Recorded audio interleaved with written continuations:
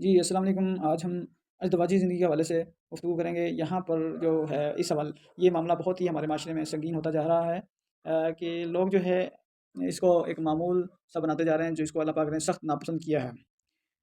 انسانوں میں اختلافات ہوتے ہیں، اپنے اختلافات کو اپنے اختلافات تک رکھنا چاہیے۔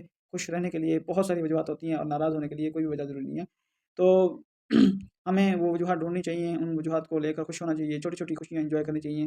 ازدواجی زندگی میں بہت سارے اونچ نیچ یا نشیب افراد ہوتے رہتے ہیں، ان کو لے کر سیریس نہیں ہونا چاہیے۔